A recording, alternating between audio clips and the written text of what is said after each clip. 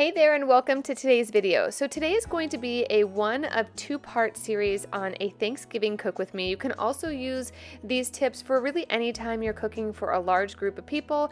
I'm going to share with you my 4 absolute go-tos for making any large dinner, and I'm also going to share a couple recipes. If you're new to my channel, my name is Lauren Nicholson and I love to do all things home cooking, cleaning, and decorating, and I would just be so honored if you would subscribe to my channel. It's totally free and we get to connect down in the comments, so definitely let us know if you're new, and if you're returning, it's so good to see you. Okay, let's jump right into this video.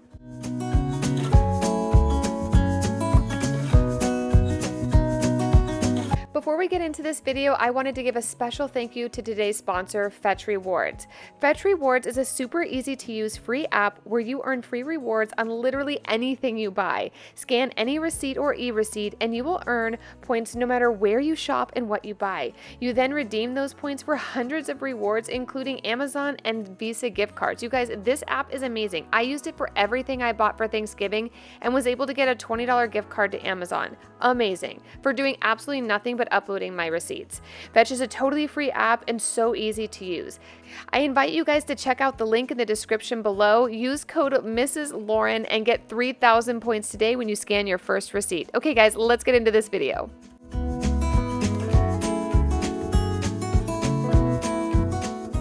So the first tip I have is really how to get organized. I like to organize all of my recipes by either appetizer or by dinner, and I also like to create a timeline. I basically do all my grocery shopping the week prior to Thanksgiving, and what I like to do is make a timeline of all the things that need to happen on Tuesday, Wednesday, and then Thursday, the morning of Thanksgiving. So Tuesday, I'll prep all my ingredients. We're gonna do that here today, and I might start pre-cooking some things that can hold for 2 days.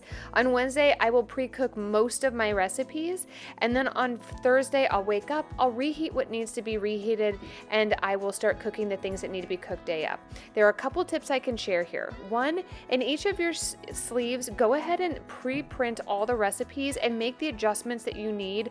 So if you want to add, sausage to your stuffing, you can add it right on the piece of paper and then tuck it into the appropriate sleeve. So for appetizers, I'm doing a butternut soup shooter, I'm doing pumpkin hummus, I'm doing pimento cheese dip, baked Brie bites, and then like a huge cheese plate.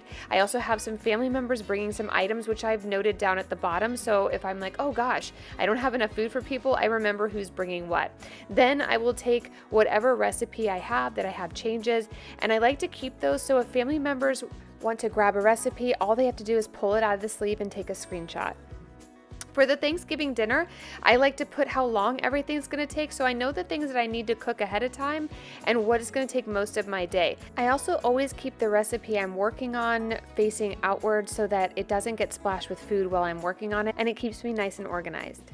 Another tip is to always keep a help sheet. These are the things that your family members can help when someone pops in the kitchen and says, hey, do you need help with anything? These are quick go-tos that I'd be happy to have somebody help me with while staying organized and on schedule.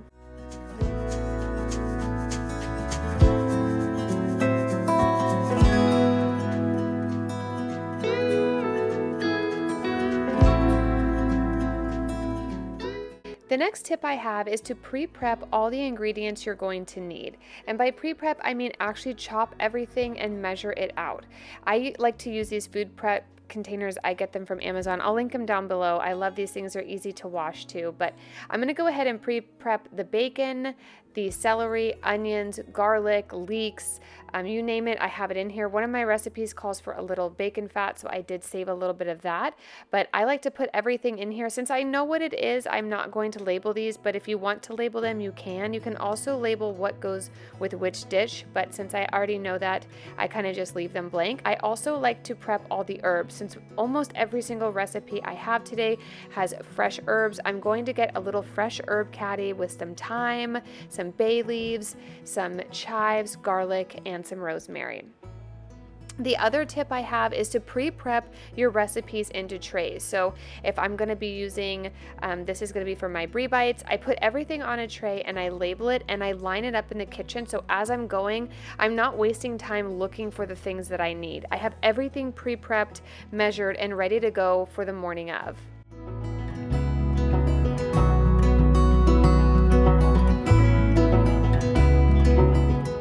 So the day you start cooking, you should pretty much have your recipes, your schedule, all your food pre-prepped, and your trays put together with the different recipes on them.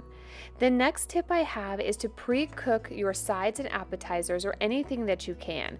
The best way to do this is to go through all the recipes you have and put little check marks next to things that you have cooked or can cook ahead of time and reheat. There are some dishes you just can't do the day before, like the turkey and salad and all kinds of other recipes, but for me, I like to pre-prep what I can. Before I share my last tip with you, I wanted to share a couple recipes. The first one is going to be a butternut squash soup with some bacon and some maple syrup. To get started, I'm going to be adding 2 quarts of chicken stock to a nice pot with all of my chopped up butternut squash. I'm going to add a little bit of salt here and bring that to a boil. I'm also going to preheat the oven to 400 degrees. After you're done making the butternut squash, I'm going to go ahead and remove it, and I'm going to start to cook down the onions. I'm using 1 full large onion here with a little bit of salt on top. I will be adding this recipe down below, and you can also find it on my website at laurennicholson.com. So once your onions are nice and translucent, we're going to be adding in some herbs. Now, I used 2 bay leaves and some thyme. I feel like this really made this recipe amazing. The one I downloaded didn't call for that, but this is so good. I let them all cook down together so that the herbs kind of infuse the onions and really gets into the butternut squash. I'm going to be removing these and adding this to my Vitamix to blend it all down. You can do this one of 2 ways. You can actually smash this up and do it more of a rustic style, or you can go ahead and put it in the blender. Once you have blended it to a very smooth consistency, go ahead and return it back to your pot. And we're going to add in 1/2 cup of heavy whipping cream and 1/4 cup of maple syrup. We're going to go ahead and let that kind of cook down for about 5 minutes on a low simmer. And then we're going to let that cool, and we're going to put it into one of our food prep containers and put it in the refrigerator.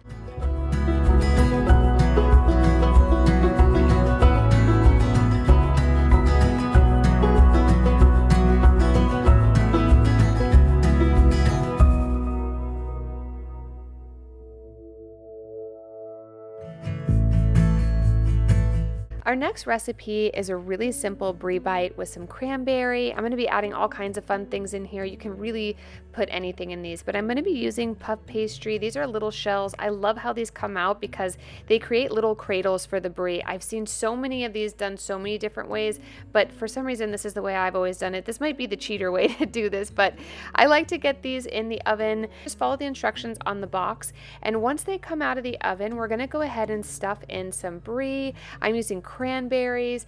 I'm going to also be using some pumpkin butter. You can use apple butter. You can put fruit in there. You can literally stuff these things with anything. I found this nice log of brie at Trader Joe's, and I was able to cut it up in the perfect little pieces to just stuff right in these.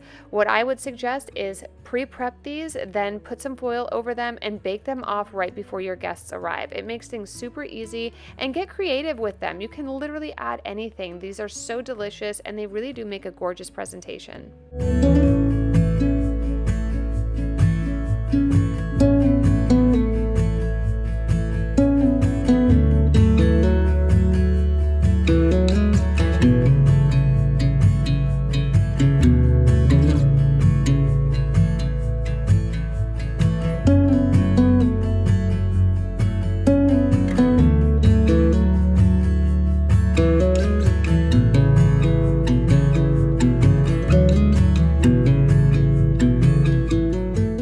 So our next recipe is a baked stuffing. You can either stuff a turkey with stuffing. I never do, only because it just slows down the turkey baking process, so I always do it stovetop. I'm going to be adding a whole stick of butter. I'm going to saute down our onions. I'm using a cup of onions here, and I'll also be using a cup of celery, and I'm just going to kind of cook this down together, and then I'm going to be adding it to our breadcrumbs. You can use really any type of breadcrumbs. I like to get mine at the store unseasoned, so I'm going to add 2 eggs eggs to the stuffing. I'm gonna mix that all up, and then I'm gonna add in the vegetables. I also think one of the keys to a really good stuffing is really great seasonings. You can use anything really. I like to use 21 Salute from Trader Joe's. I've also used Herbes de Provence.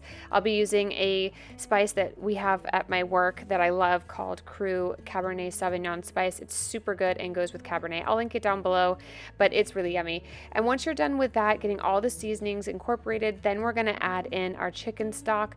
Now, I will suggest if you want, you can bake this now and then just reheat it for your guests, or you can just leave it here in the Pyrex, put foil over it, and just bake it the day of. This does bake for about 50 minutes, so it's just something to keep in mind for your timeline of how long it takes to make.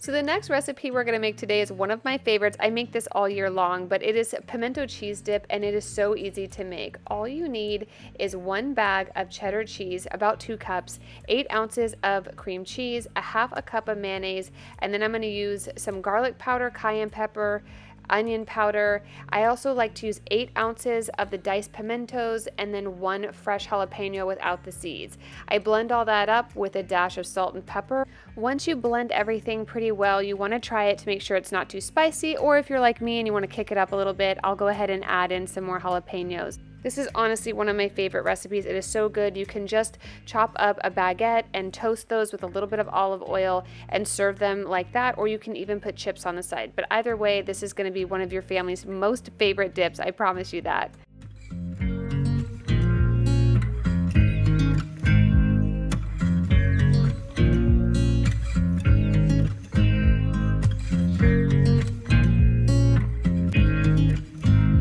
Okay guys, so now I have finished making everything the night before Thanksgiving. I'll take you over here to show you a little bit of how I have everything wrapped up.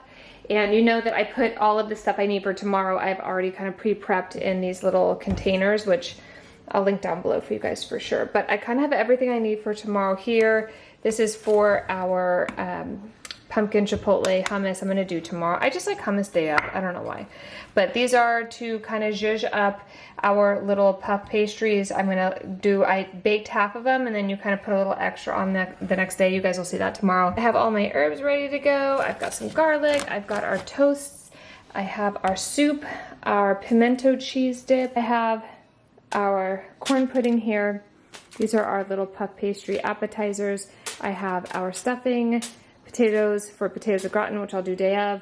I have our Brussels sprouts all chopped up and ready to go for our, I have like a bacon maple Brussels sprout, and then I have our string beans ready to go. So I have everything kind of laid out here, ready to go. Most of this will go into the refrigerator tonight.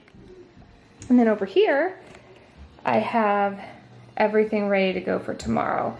So I've already done Tuesday, we've done Wednesday. I've confirmed the pastries that my family are bringing and like the little size that they're doing, so I have to do everything.